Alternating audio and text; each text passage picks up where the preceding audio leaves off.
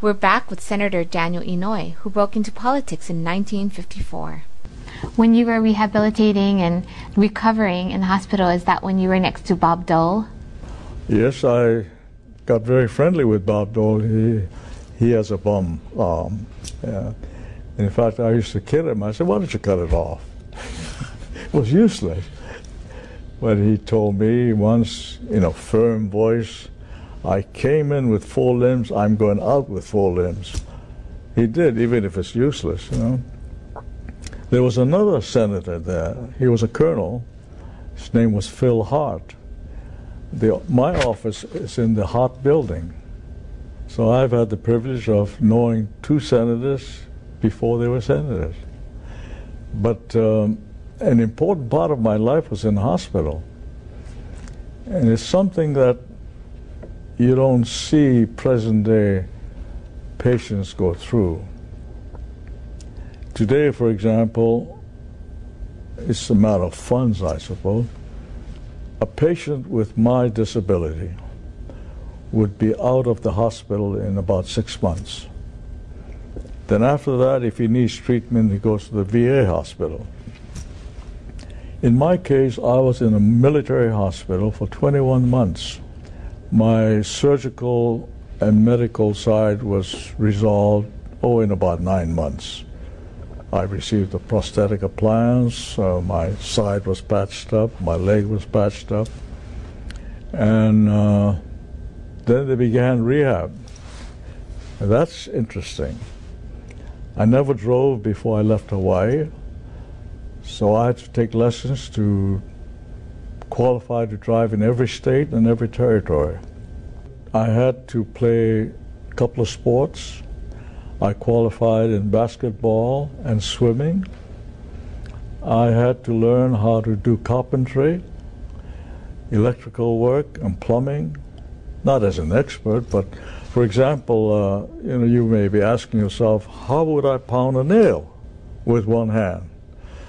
In those days and today, you can find spools of thread, wooden spools. There's a hole in the middle.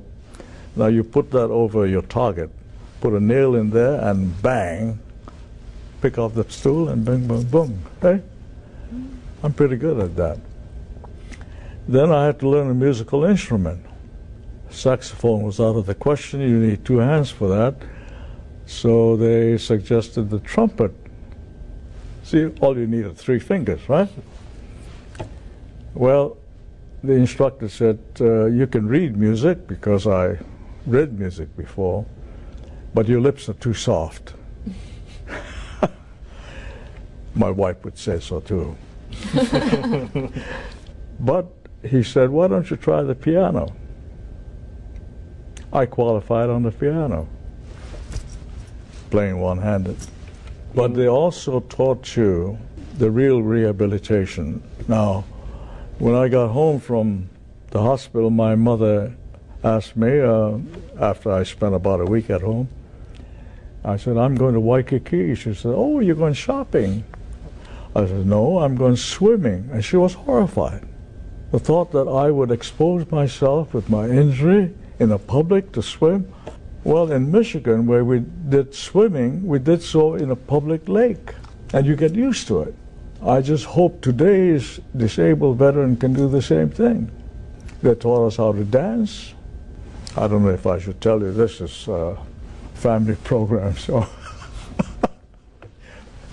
It's not a family program? No, they even taught us how to make love. Oh, yeah? What do you mean? What do you mean? Wait. Okay, so I'm going to South Korea. Okay, I'll tell you. Okay. One lesson, that's all, one day. And the lesson was, make certain that your loved one sleeps on your bad side. See, it's human nature not to expose your ugliness to your loved one, right? If you had scars on this side, you would want your wife on this side. That's human nature. And the instructor says, if you have your loved one on your good side and you put your arm around her, you better have educated toes. See? Thanks for tuning in. Stay tuned for more on Greater Good Radio.